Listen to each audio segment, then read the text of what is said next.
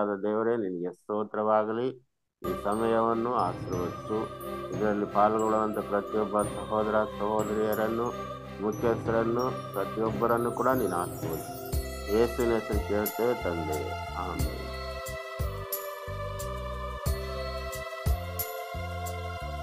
ಕರ್ತನಲ್ಲಿ ಪ್ರೀತಿಯುಳ್ಳ ದೇವರ ಮಕ್ಕಳಾದಂಥ ನಿಮ್ಮೆಲ್ಲರಿಗೂ ಯೇಸು ಕ್ರಿಸ್ತನ ಹೆಸರಿನಲ್ಲಿ ವಂದನೆಯನ್ನು ಸಲ್ಲಿಸುವಂತವನಾಗಿದ್ದೇನೆ. ಆ ಕೀರ್ತನೆ, ಇವತ್ತಿನ ದಿವಸದಲ್ಲಿ ನನಗೆ ಕೊಡಲ್ಪಟ್ಟಂತ ಕೀರ್ತನೆ 150ನೇ ಕೀರ್ತನೆ, ಕೊನೆಯ ಭಾಗ, ಸಮಾಪ್ತಿ ಕೀರ್ತನೆ ಎಂಬುದಾಗಿ ಇದು ನಾವು ಇಲ್ಲಿ ನೋಡ್ತಾ ಇದ್ದೇವೆ. ಸಮಾಪ್ತಿ ಕೀರ್ತನೆ 150, 1ರಿಂದ 6 ವಚನಗಳು ಈ ಒಂದು ಅಧ್ಯಾಯದಲ್ಲಿದೆ.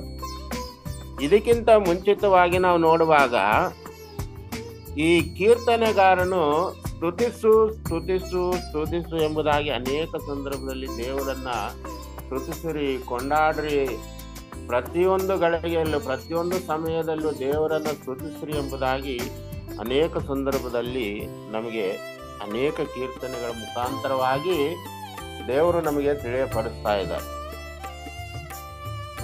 ನೋಡ್ರಿ, ಈ ಕೀರ್ತನೆಯಲ್ಲಿ 150 ಅಧ್ಯಾಯ ಇದೆ.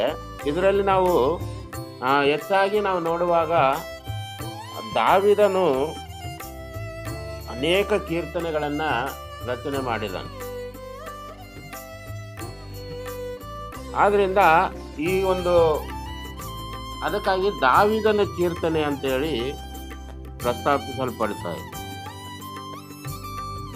ನೋಡ್ರಿ, 1ನೇ ಅಧ್ಯಾಯದ ಮೊದಲನೇ ಭಾಗದಲ್ಲಿ ನಾವು ನೋಡುವಾಗ ಅಲ್ಲಿ ಏನ್ ಹೇಳ್ತಾ ಇದೆ ಅಂದ್ರೆ, ದುಷ್ಟರ ಆಲೋಚನೆಯಂತೆ ನಡೆಯದೆ, ಪಾಪಾತ್ಮರ ಮಾರ್ಗದಲ್ಲಿ ನಿಂತುಕೊಳ್ಳದೆ, ಧರ್ಮ ನಿಂದಕರೊಡನೆ ಕೂತುಕೊಳ್ಳದೆ, ಯೆಹೋವನ ಧರ್ಮಶಾಸ್ತ್ರದಲ್ಲಿ ಆನಂದ ಪಡುವವನು ಧನ್ಯನು. ಯಾಕೆ ನಾವು ಈ ಅಧ್ಯಾಯವನ್ನ ನಾನು ನಿಮ್ಗೆ ಹೇಳ್ತಾ ಇದ್ದೀನಿ ಅಂತಂದ್ರೆ, ಈಗ ಅಲ್ಲಿ ಕೀರ್ತನೆ ಪ್ರಾರಂಭದಲ್ಲಿ ಧ್ಯಾನದ ಒಂದು ವಿಷಯದಲ್ಲಿ ಅವರು ಬರೀತಾ ಇದ್ದಾರೆ. ಧ್ಯಾನದ ಒಂದು ವಿಷಯದಲ್ಲಿ ಅಂದ್ರೆ ನಮ್ಮ ಜೀವನ ಹೇಗಿರ್ಬೇಕಂದ್ರೆ ಧ್ಯಾನದಿಂದ ಪ್ರಾರಂಭವಾಗಿ ಸ್ತುತಿಯೊಡನೆ ಅಂತ್ಯವಾಗಬೇಕು ಅಂತಕ್ಕಂಥದ್ದು. ಜ್ಞಾನದಿಂದ ಪ್ರಾರಂಭವಾಗಿ ಸ್ತುತಿಯೊಡನೆ ಅಂತ್ಯವಾಗಬೇಕು ಎಂಬುದಾಗಿ ಇಲ್ಲಿ ನಮಗೆ ಬರೀ.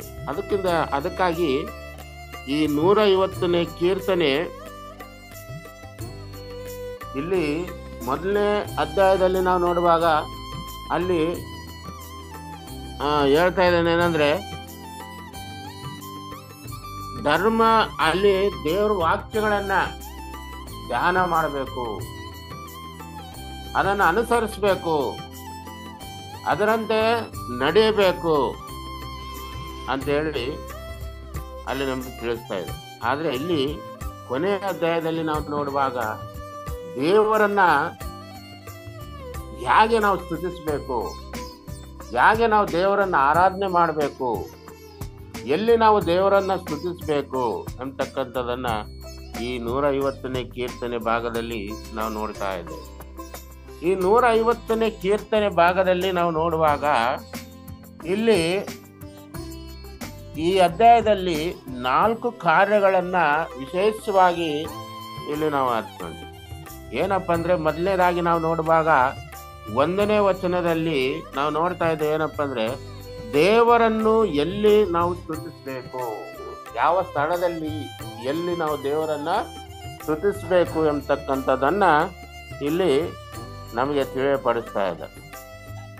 ಎರಡನೇದಾಗಿ ನಾವು ನೋಡುವಾಗ 2ನೇ ವಚನದಲ್ಲಿ ದೇವರನ್ನು ಯಾಕೆ ನಾವು ಸ್ತುತಿಸಬೇಕು, ದೇವರನ್ನು ಯಾಕೆ ನಾವು ಸ್ತುತಿಸಬೇಕು ಎಂಬುದಾಗಿ.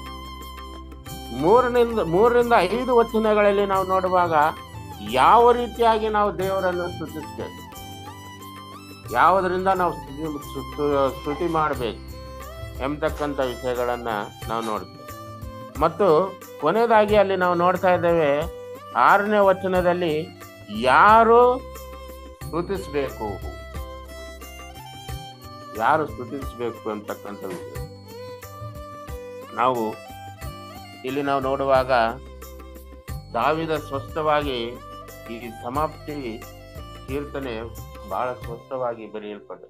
ಏನಂತಂದ್ರೆ ದೇವರನ್ನ ಸ್ತುತಿಸಿ.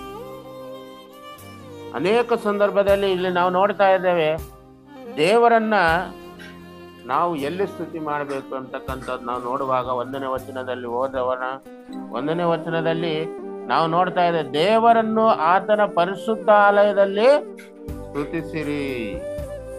ದೇವರನ್ನು ಆತನ ಪರಿಶುದ್ಧ ಆಲಯದಲ್ಲಿ ದೇವರನ್ನ ಸ್ತುತಿಸ್ರಿ ಎಂಬತಕ್ಕಂಥದ್ದನ್ನ ಇಲ್ಲಿ ನಾವು ನೋಡ್ತೀವಿ.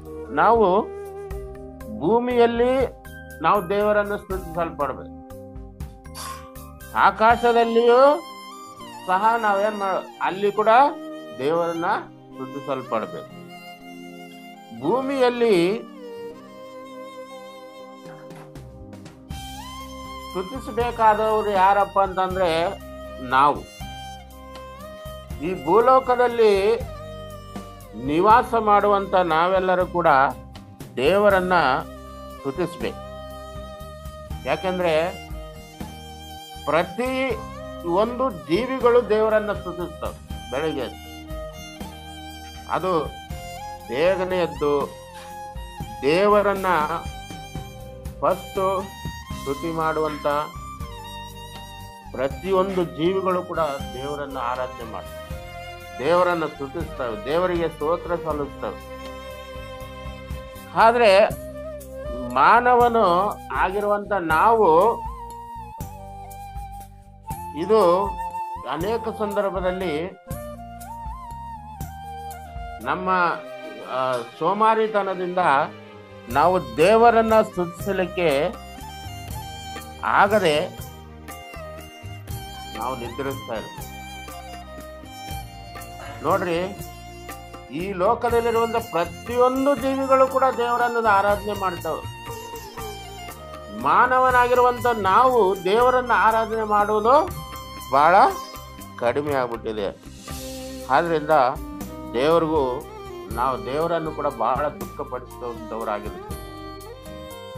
ಆದ್ರಿಂದ ಇವತ್ತೇ ನಾವು ಒಂದು ನಿರ್ಧಾರವನ್ನು ತೆಗೆದುಕೊಳ್ಳಬೇಕು. ಏನಪ್ಪಾ ಅಂದ್ರೆ, ಇನ್ನು ಮೇಲೆ ಆದ್ರೂ ಕೂಡ ದೇವರೇ, ಈ 150ನೇ ಕೀರ್ತನೆಯಲ್ಲಿ ನಿನ್ನ ವಾಕ್ಯವು ಸ್ಪಷ್ಟವಾಗಿ ಹೇಳ್ತಾ ಇದೆ.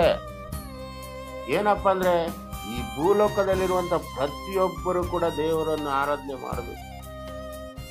ಆ ವಾಕ್ಯವನ್ನು ನೆನೆಸ್ಕೊಂಡು, ಈ ವಾಕ್ಯಗಳನ್ನು ನೆನೆಸ್ಕೊಂಡು ಇವತ್ತಿನಿಂದಲೇ ಒಂದು ನಾವು ನಿರ್ಧಾರವನ್ನು ತೆಗೆದುಕೊಳ್ಬೇಕು. ಬೆಳಿಗ್ಗೆ ಬೇಗನೆ ಎದ್ದೇಳ್ಬೇಕು, ಬೇಗನೆ ಎದ್ದು ದೇವರನ್ನ ಆರಾಧನೆ ಮಾಡಬೇಕು. ಇದು ಒಂದು ಕ್ರಮವಾಗಿ ನಾವು ಇಟ್ಟುಕೊಳ್ಬೇಕು. ನಾವು ಉತ್ತಮವಾದಂಥ ಒಂದು ಕ್ರಮವನ್ನು ನಾವು ಇಟ್ಟುಕೊಂಡಾಗ ದೇವರ ಆಶೀರ್ವಾದ ನಮಗೆ ಅನೇಕ ದೇವರ ಆಶೀರ್ವಾದ ನಮಗೆ. ಕರ್ತನಲ್ಲಿ ಪ್ರೀತಿಯುಳ್ಳವರೇ, ದೇವರನ್ನು ಆತನ ಪರಿಶುದ್ಧಾಲಯದಲ್ಲಿ ನಾವು ಸ್ತುತಿ ಮಾಡಬೇಕು. ಆ ಪರಿಶುದ್ಧ ಆಲಯದಲ್ಲಿ ದೇವರನ್ನು ನಾವು ಸ್ತುತಿ ಮಾಡಬೇಕು. ಅನೇಕರು ಈ ದಿನಮಾನಗಳಲ್ಲಿ ನಾವು ನೋಡುವಾಗ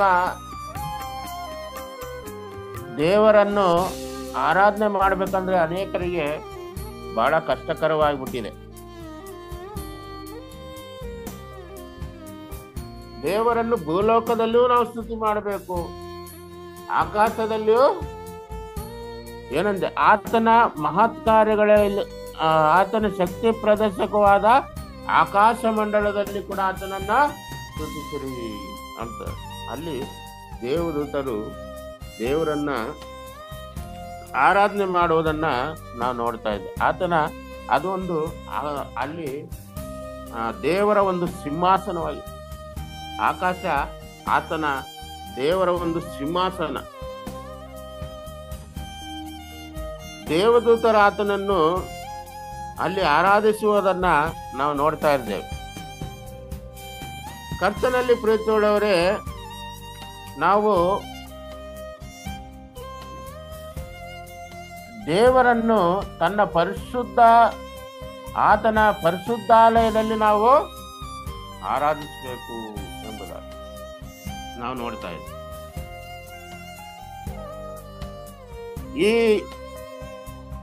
ಎರಡನೇದಾಗಿ ನಾವು ನೋಡುವಾಗ ದೇವರನ್ನು ಯಾಕೆ ನಾವು ಸ್ತುತಿಸಬೇಕು ಎಂಬತಕ್ಕಂಥದ್ದನ್ನು ನಾವು ನೋಡ್ತಾ ಇದ್ದೇವೆ. ಏನಂದ್ರೆ, ಆತನ ಮಹತ್ ಕಾರ್ಯಗಳಿಗಾಗಿ ಆತನನ್ನು ಸ್ತುತಿಸಿರಿ, ಆತನ ಪ್ರಭಾವಕ್ಕೆ ಸರಿಯಾಗಿ ಆತನನ್ನು ಸ್ತುತಿಸಿರಿ, ಕೊಂಬೋದುತ್ತಾ ಆತನನ್ನು ಸ್ತುತಿಸಿರಿ ಎಂಬುದು. ನೋಡ್ರಿ, ದೇವರನ್ನ ಯಾಕೆ ನಾವು ಸ್ತುತಿಸಬೇಕು ಅಂತ ಅಂದಾಗ, ಅನೇಕ ಸಂದರ್ಭದಲ್ಲಿ ನಾವು ಬಲಹೀನವಾಗಿಬಿಡ್ತೇವೆ. ಕರೋನಾ ಬಂದಾಗ ಎಷ್ಟೋ ಜನ ಭಯಪಟ್ಟು ಬಿಟ್ರು. ನಮ್ಮ ಜೀವನ ಇಷ್ಟೇನೋ, ಇಷ್ಟಕ್ಕೆ ಹಾಳಾಗಿ ಹೋಗ್ಬಿಡುತ್ತೇನೋ, ನಾವಿನ್ನು ಸಾಯುವಂತ ಪರಿಸ್ಥಿತಿ ಬಂದುಬಿಟ್ಟಿದೇನೋ ಅಂತ ಹೇಳಿ ಭಯ ಪಡ್ತಾ ಇದ್ರು ಜನ. ಆದ್ರೆ ದೇವರು ಆ ವೈರಸ್ ಅನ್ನು ಕಂಟ್ರೋಲ್ ಮಾಡುವಂತ ಶಕ್ತಿ ಕೂಡ ಯಾರಲ್ಲಿದೆ ಅಂದ್ರೆ ಆ ದೇವರಲ್ಲಿದೆ. ನೋಡ್ರಿ, ಆ ವೈರಸ್ ಅನ್ನ ತೊಲಗಿಸುವಂತ ಬಲ, ಆ ಒಂದು ಶಕ್ತಿ ಅವರು ನಮ್ಗೆ. ಇವತ್ತು ನಮ್ಮ ಜೀವನದಲ್ಲಿ ಎಷ್ಟೇ ಅನಾರೋಗ್ಯಗಳು ಬಂದಾಗ, ಎಷ್ಟೇ ಬಾಧೆಗಳು ಬಂದಾಗ, ಎಷ್ಟೇ ಶೋಧನೆಗಳು ಎದುರಾದಾಗ ನಮ್ಮನ್ನು ಕಾಯುವಂತ ದೇವರು ಯಾರಪ್ಪ ಅಂದ್ರೆ ಯೇಸು ಕ್ರಿಸ್ತ. ಅನೇಕ ಸಂದರ್ಭದಲ್ಲಿ ನಾವು ನೆನೆಸ್ಕೊಳ್ಳೋಕೆ ಆಗಲ್ಲ, ಅಂತ ಪರಿಸ್ಥಿತಿಯಲ್ಲಿ ದೇವರು ನಮ್ಮನ್ನು ಕೈ ಹಿಡಿದು ಕಾಪಾಡುತ್ತಾರೆ. ಅದಕ್ಕಾಗಿ ದೇವರನ್ನು ಯಾಕೆ ನಾವು ಸ್ತುತಿಸ್ಬೇಕಂತಂದ್ರೆ ಇದೇ ಕಾರಣಕ್ಕಾಗಿ. ಇವತ್ತು ನಮ್ಮ ಜೀವ ಈ ಲೋಕದಲ್ಲಿದೆ, ನಾವು ಸಂತೋಷವಾಗಿದ್ದೀವಿ, ನಾವು ಚೆನ್ನಾಗಿ ತಿಂತಾ ಇದ್ದೀವಿ, ದೇವ್ರ ವಾಕ್ಯಗಳನ್ನು ಚೆನ್ನಾಗಿ ಕೆಲಸ ಮಾಡ್ತಾ ಇದ್ದೀವಿ, ದೇವ್ರ ವಾಕ್ಯಗಳನ್ನು ಧ್ಯಾನ ಮಾಡ್ತಾ ಇದ್ದೀವಿ ಅಂತಂದ್ರೆ ಅದು ಒಂದು ದೇವರ ಆಶೀರ್ವಾದವಾಗಿರುವುದೇ ಆಗಿದೆ. ಅದಕ್ಕಾಗಿ ನಾವು ದೇವರನ್ನ ನಾವು ಸ್ತುತಿ ಮಾಡಬೇಕು. ಮತ್ತು ಮೂರನೇದಾಗಿ ನಾವು ನೋಡುವಾಗ 3-5 ವಚನಗಳಲ್ಲಿ ನಾವು ನೋಡ್ತಾ ಇದ್ದೀವಿ. ಏನಂದ್ರೆ, ಯಾವ ರೀತಿಯಾಗಿ ನಾವು ಸ್ತುತಿಸಬೇಕು ಅಂತ ಹೇಳ್ತಾ ಇದ್ದಾನೆ ನೋಡ್ರಿ. ಆತನ ಕೊಂಬೋದುತ್ತಾ ಆತನನ್ನು ಸ್ತುತಿಸಿರಿ, ಸ್ವರ ಮಂಡಳ ಕಿನ್ನರೆಗಳಿಂದ ಆತನನ್ನು ಸ್ತುತಿಸಿರಿ. ಕೊಂಬೋದುತ್ತಾ ಆತನನ್ನು ಸ್ತುತಿಸಿರಿ, ಸ್ವರಮಂಡಳ ಕಿನ್ನರೆಗಳಿಂದ ಆತನನ್ನು ಸ್ತುತಿಸಿರಿ, ದಮ್ಮಡಿ ಬಡಿಯುತ್ತಾ ಕುಣಿಯುತ್ತಾ ಆತನನ್ನು ಸ್ತುತಿಸಿರಿ, ಮತ್ತು ತಂತಿ ವಾದ್ಯಗಳಿಂದಲೂ ಕೊಳಲುಗಳಿಂದಲೂ ಆತನನ್ನು ಸ್ತುತಿಸಿರಿ. ನೋಡ್ರಿ, ಕರ್ತನಲ್ಲಿ ಪ್ರೀತಿ ಉಳ್ಳವರೇ, ಕಳೆದ ದಿನಮಾನಗಳಲ್ಲಿ ನಾನು ಹೇಳಿದೆ 137ನೇ ಕೀರ್ತನೆ ಆ ಭಾಗದಲ್ಲಿ ನಾವು ನೋಡುವಾಗ ಆ ಒಂದು ವಾದ್ಯಗಳನ್ನ ಆ ಮರಕ್ಕೆ ತೂಗಾಕಿರುವುದನ್ನ ನಾವು ನೋಡ್ತೇವೆ. ಆ ರೀತಿ ನಮ್ಮ ಪರಿಸ್ಥಿತಿ ಬರಬಾರ್ದು. ನಾವು ದೇವರನ್ನ ಸ್ತುತಿ ಮಾಡಬೇಕಾದ್ರೆ ಅದಕ್ಕೆ ಒಂದು ರಾಗವನ್ನು ಕೂಡ ಆಡಿದ್ದಾರೆ, 484 ಎಷ್ಟಿದೆ. ದೇವರನ್ನ ಸ್ತುತಿಸಿರಿ, ಸದಾಕಾಲ ಯೇಸುವನ್ನ ಸ್ತುತಿಸಿರಿ ಎಂಬುದಾಗಿ ಒಂದು ಸಂಗೀತಗಾರರು ಕೂಡ ಹೇಳುತ್ತಾರೆ. ನೋಡ್ರಿ, ಆ ಒಂದು ರೀತಿಯಲ್ಲಿ ನಮ್ಮ ಪರಿಸ್ಥಿತಿ ಇರಬಾರ್ದು. ಇಲ್ಲಿ ದಾವೀದ ಕೂಡ ಆತನು ಅನೇಕ ಸಂದರ್ಭದಲ್ಲಿ ದೇವರನ್ನ ಸ್ತುತಿ ಮಾಡಲಿಕ್ಕೆ ಮುಂದೆ ಬರ್ತಾ ಇಲ್ಲ. ಆದ್ರಿಂದ ದೇವರು ಆತನನ್ನು ಬಹಳ ಪ್ರೀತಿ ಮಾಡ್ತಾ ಇದ್ದ. ಇವತ್ತು ನಾವು ಆತನಿಗೆ ಒಂದು ಕುತೂಹಲ ಕೂಡ ಇತ್ತು. ಏನಂತಂದ್ರೆ, ನಾನು ದೇವರನ್ನು ಯಾವಾಗಲೂ ಮೈ ಪಡ್ತಾ ಇರಬೇಕಂತ ವ್ಯಕ್ತಿ ಆಗ್ಬೇಕು. ಆ ಕಷ್ಟದಲ್ಲಿ, ಅನೇಕ ದುಃಖಗಳಲ್ಲಿ, ಪ್ರತಿಯೊಂದು ಸಂದರ್ಭಗಳಲ್ಲಿ ಕೂಡ ದಾವೀದ ದೇವರನ್ನ ಸ್ತುತಿ ಮಾಡ್ತಾರೆ. ಸ್ತುತಿಯಲ್ಲಿರುವಂತ ಶಕ್ತಿ ಬೇರೆ ಎಲ್ಲೂ ಇಲ್ಲ. ಅದಕ್ಕಾಗಿ ನಾವು ಇವತ್ತು ಆರೋಗ್ಯವಾಗಿದ್ದೀವಿ, ನಾವು ಚೆನ್ನಾಗಿದ್ದೀವಿ, ನಾವು ದೇವರನ್ನ ನಾವು ಇನ್ನೂ ಶ್ವಾಸ ಆಡ್ತಾ ಇದೀವಿ ಅಂತಂದ್ರೆ ಅದಕ್ಕೆಲ್ಲ ಕಾರಣ ದೇವರೇ. ಆದ್ರಿಂದ ನಾವು ಆತನ ಸನ್ನಿಧಿಯಲ್ಲಿ ಕೂಡಿ ಬಂದಿರುವಂತ ನಾವು ಸ್ವರಮಂಡಲ ಕಿನ್ನರೆಗಳಿಂದ ಆತನನ್ನ ಸ್ತುತಿ ಮಾಡಬೇಕು. ದಮ್ಮಡಿ ಬಡಿಯುತ್ತಾ ಕುಣಿಯುತ್ತಾ ಆತನನ್ನು ಸ್ತುತಿ ಮಾಡಬೇಕು. ಮತ್ತು ತಂತಿ ವಾದ್ಯಗಳಿಂದಲೂ ಕೊಳಲುಗಳಿಂದಲೂ ಆತನನ್ನ ಸ್ತುತಿ ಮಾಡಬೇಕು. ತಾಳದಿಂದಲೂ ಆತನನ್ನು ಸ್ತುತಿಸಿರಿ ಎಂಬುದಾಗಿ ಸಂಗೀತಗಾರನ್ನು ಬರೆದಿರುವಂತಹದ್ದನ್ನ ನಾವು ನೋಡ್ತಾ ಇದ್ದೇವೆ. ಇಲ್ಲಿ ನಾವು ಮೊದಲನೇದಾಗಿ ನಾವು ನೋಡಿದ್ವಿ, ದೇವರನ್ನು ಎಲ್ಲಿ ನಾವು ಸ್ತುತಿಸಬೇಕು? ಆತನ ಆಲಯದಲ್ಲಿ ನಾವು ಸ್ತುತಿಸಬೇಕು.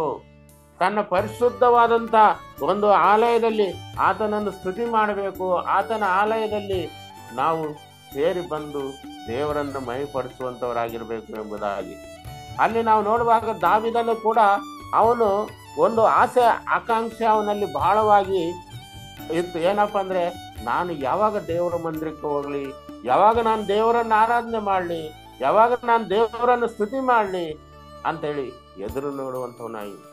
ಇವತ್ತು ಆಲಯ ಅಂದ್ರೆ ಎಷ್ಟೋ ಜನರಿಗೆ ಬೇಸರ, ಚರ್ಚಿಗೆ ಬರ್ಬೇಕಂದ್ರೆ ಬೇಸರ.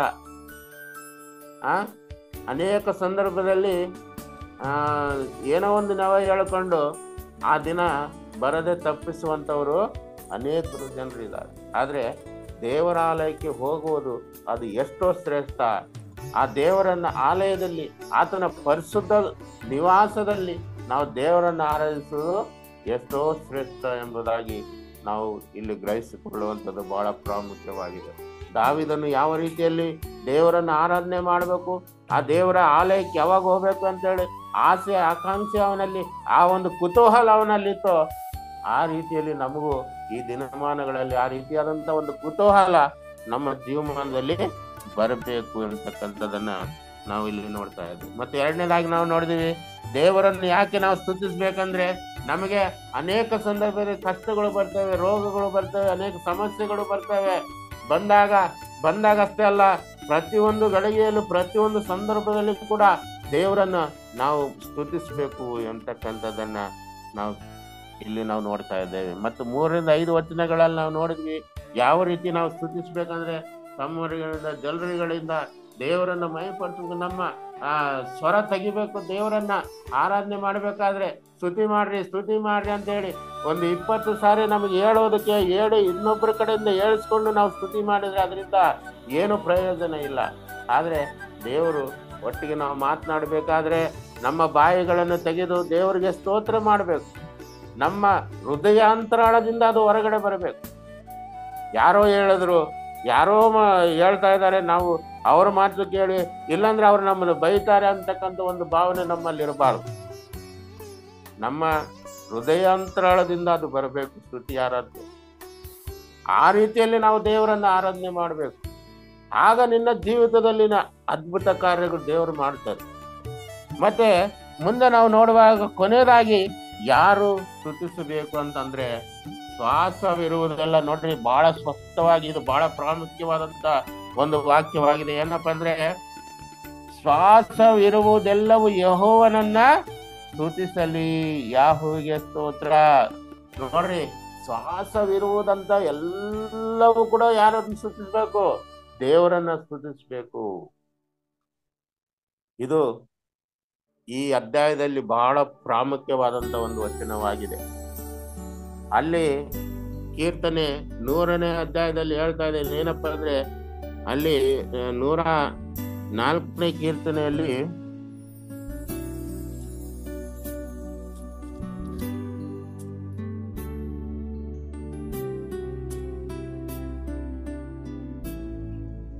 ಇಲ್ಲಿ ನಾವು ನೋಡುವಾಗ, ನನ್ನ ಮನವೇ ಯೆಹೋವನನ್ನು ಕೊಂಡಾಡು, ಆತನು ಯೆಹೋವನೇ ನನ್ನ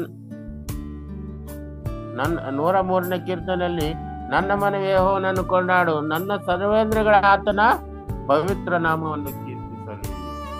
ನೋಡಿ, ಪವಿತ್ರ ನಾಮವನ್ನು ಕೀರ್ತಿಸಿ, ನನ್ನ ಮನವೇ ಯೆಹೋವನನ್ನು ಕೊಂಡಾಡು, ಆತನು ಮಾಡಿದ ಉಪಕಾರಗಳಲ್ಲಿ ಒಂದನ್ನು ಮರಿಬೇಡ. ಶ್ವಾಸವಿರುವುದೆಲ್ಲವೂ ಕೂಡ ಯೆಹೋವನನ್ನ ಸ್ತುತಿ ಮಾಡಲಿ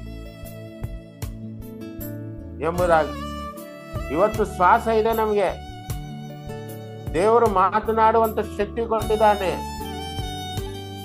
ಉಸಿರಾಡುವಂತ ಒಂದು ಭಾಗ್ಯ ಕೊಟ್ಟಿದ್ದಾನೆ. ಇನ್ನೂ ಈ ಲೋಕದಲ್ಲಿ ನಾವು ಜೀವಿತರಾಗಿದ್ದೇವೆ. ಆದ್ದರಿಂದ ನಾವು ಇವತ್ತು ಪಶು ಪಕ್ಷಿ ಪ್ರಾಣಿ ಎಲ್ಲವೂ ಕೂಡ ಬೆಳಗ್ಗೆ ಎದ್ದು ದೇವರನ್ನು ಆರಾಧನೆ ಮಾಡ್ತಾ ಇದ್ದೇವೆ. ಎಷ್ಟೋ ಸಂತೋಷದಿಂದ, ಎಷ್ಟೋ ದೇವರನ್ನು ನೋಡಬೇಕಂತಕ್ಕಂಥ ಆಸೆ ಆಕಾಂಕ್ಷೆ ಅವುಗಳಲ್ಲಿದೆ. ಆದ್ರೆ ಮಾನವನಿಗೆ ಅದು ಇಲ್ಲ. ಮಾನವನು ತುಂಬಾ ಕೆಟ್ಟು ಹೋಗಿದ್ದಾನೆ. ಮಾನವನು ಅನೇಕ ಸಂದರ್ಭದಲ್ಲಿ ಅವನ ಆಲಸ್ಯತನವನ್ನ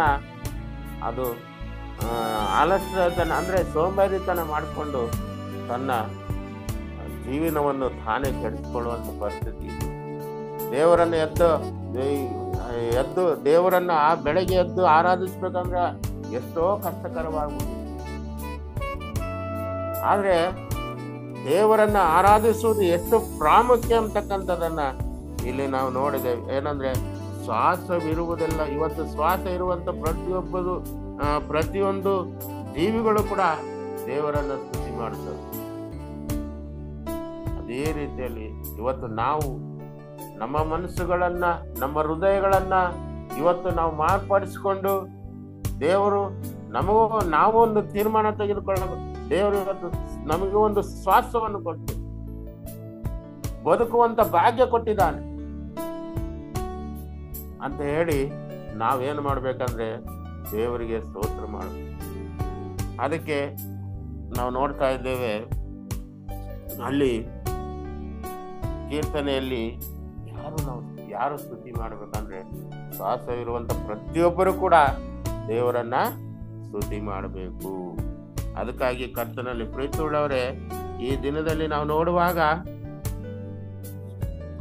4 ವಿಷಯಗಳನ್ನ ಮುಖ್ಯವಾಗಿ ನಾವು ನೋಡಿದ್ವಿ. ಏನಪ್ಪ ಅಂದ್ರೆ ದೇವರನ್ನು ನಾವು ಎಲ್ಲಿ ಸ್ತುತಿ ಮಾಡಬೇಕು, ದೇವರನ್ನು ಯಾಕೆ ನಾವು ಸ್ತುತಿ ಮಾಡಬೇಕು, ಮತ್ತು ಯಾವ ರೀತಿಯಾಗಿ ನಾವು ಸ್ತುತಿ ಮಾಡಬೇಕು, ಮತ್ತು ಯಾರು ಸ್ತುತಿಸಬೇಕು ಎಂಬತಕ್ಕಂಥದ್ದನ್ನ ಈ ಕೀರ್ತನೆ ಭಾಗದಲ್ಲಿ ನಾವು ನೋಡ್ತಾ ಇದ್ದೀವಿ. ಇದು ಒಂದು ಸಮಾಪ್ತಿ ಕೀರ್ತನೆ ಆಗಿದೆ.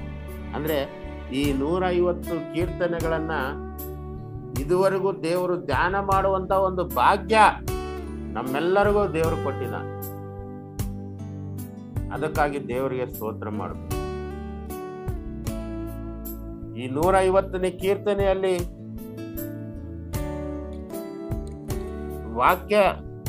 ಪ್ರತಿ ವಾಕ್ಯದಿಂದ ಹಿಡಿದು ಅಲ್ಲಿ ಅನೇಕ ಮಧ್ಯದಲ್ಲಿ ಅನೇಕ ಕಷ್ಟಗಳು, ಶೋಧನೆಗಳು, ಅನೇಕ ಸಮಸ್ಯೆಗಳು ಎದುರಾದಾಗಲೂ ಕೂಡ ಎಲ್ಲವನ್ನು ದಾಟಿಕೊಂಡು ಕೊನೆಗೆ ದೇವರಿಗೆ ಸ್ತೋತ್ರವನ್ನು ಸಲ್ಲಿಸುವಂತ ಒಂದು ಭಾಗ್ಯ ದೇವರು ನಮಗೆ ಕೊಟ್ಟಿದೆ. ಅನೇಕ ದೈವ ಸೇವಕರುಗಳು ಅನೇಕ ವಾಕ್ಯಗಳ ಮೂಲಕವಾಗಿ ನಮ್ಮ ಎಲ್ಲರನ್ನು ಅವರು ಎಚ್ಚರಿಸಿದ್ದಾರೆ. ಇವತ್ತು ನಾವು ಅನೇಕ ಕೀರ್ತನೆಗಳನ್ನು ಧ್ಯಾನ ಮಾಡಿಕೊಳ್ತಾ ಬಂದು ಜ್ಞಾನದಲ್ಲಿ ಅನೇಕ ವಾಕ್ಯಗಳನ್ನು, ಅನೇಕ ಹೊಸ ವಿಷಯಗಳನ್ನ ನಾವು ಕಲಿತುಕೊಂಡವರಾಗಿದ್ದೇವೆ. ಆದುದರಿಂದ ಕರ್ತನಲ್ಲಿ ಪ್ರೀತಿಯುಳ್ಳವರೇ, ನಾವು ನಮ್ಮ ಜೀವಮಾನದಲ್ಲಿ ದೇವರನ್ನು ಸ್ತುತಿಸುವುದು ಬಹಳ ಪ್ರಾಮುಖ್ಯವಾಗಿದೆ. ಆದರೆ ನಾವು ಪ್ರಾರ್ಥನೆ ಮಾಡೋಣ. ಈ ಸಂದರ್ಭದಲ್ಲಿ ದೇವರು ಈ ವಾಕ್ಯಗಳನ್ನು ಆಶೀರ್ವಾದ ಮಾಡಲಿ. ನಾವು ಪ್ರಾರ್ಥನೆ ಮಾಡೋಣ. ಸರ್ವಶಕ್ತಿಯನ್ನು, ಕೃಪಾಭರಿತನು, ಸ್ತುತಿಗೆ ಪಾತ್ರನಾಗಿರುವಂತ ನಮ್ಮ ಪರಲೋಕದ ತಂದೆಯಾದ ದೇವರೇ, ಈ ಸಮಯಕ್ಕಾಗಿ ನಿನಗೆ ಸ್ತೋತ್ರ. ಈ ಸಮಯವನ್ನು ಕೊಟ್ಟಂತ ನಿನಗೆ ಕೋಟಾನು ಕೋಟಿ ಸ್ತೋತ್ರಗಳನ್ನು ಸಲ್ಲಿಸುವಂತವರಾಗಿದ್ದೇವೆ. ಇದರಲ್ಲಿ ಪಾಲ್ಗೊಂಡಿರುವಂತ ಪ್ರತಿಯೊಬ್ಬ ಸಹೋದರ ಸಹೋದರಿಯರನ್ನು, ಪ್ರತಿಯೊಬ್ಬ ಸೇವಕರುಗಳನ್ನು, ಹಾಗೆ ಸ್ವಾಮಿ ಮುಖ್ಯಸ್ಥರುಗಳನ್ನು ನೀನು ಆಶೀರ್ವಾದ ಮಾಡು. ಕರ್ತನೆ, ನಿನ್ನ ಸೇವೆ ಇದು ಅತ್ಯಧಿಕವಾಗಿ ನಡೆಯಲಿಕ್ಕಾಗುವಂತೆ ನೀನು ಸಹಾಯ ಮಾಡು. ಕರ್ತನೆ, ವಿಶೇಷವಾಗಿ ಈ ಬೆಳಗಿನ ಜಾವದ ಒಂದು ಆರಾಧನೆಯಲ್ಲಿ ಅನೇಕರು ಇನ್ನೂ ಹೆಚ್ಚಾಗಿ ಪಾಲ್ಗೊಂಡು ಸ್ವಾಮಿ ನಿನ್ನ ವಾಕ್ಯಗಳನ್ನು ಕೇಳುವಂತ ಭಾಗ್ಯ ಪ್ರತಿಯೊಬ್ಬರಿಗೂ ನೀನು ಅನುಗ್ರಹಿಸಿಕೊಡು. ಈ ಒಂದು ಕಾರ್ಯಕ್ರಮವನ್ನು ನಡೆಸ್ಕೊಂಡು ಹೋಗ್ತಕ್ಕಂಥ ನಿನ್ನ ಮಕ್ಕಳನ್ನು ಕೂಡ ನೀನು ಆಶೀರ್ವಾದ ಮಾಡು. ಯೇಸುವಿನ ಹೆಸರಿನಲ್ಲಿ ಪ್ರಾರ್ಥಿಸಿ ಬೇಡುವಂದಿದ್ದೇವೆ ತಂದೆಯೇ, ಆಮೇಲೆ.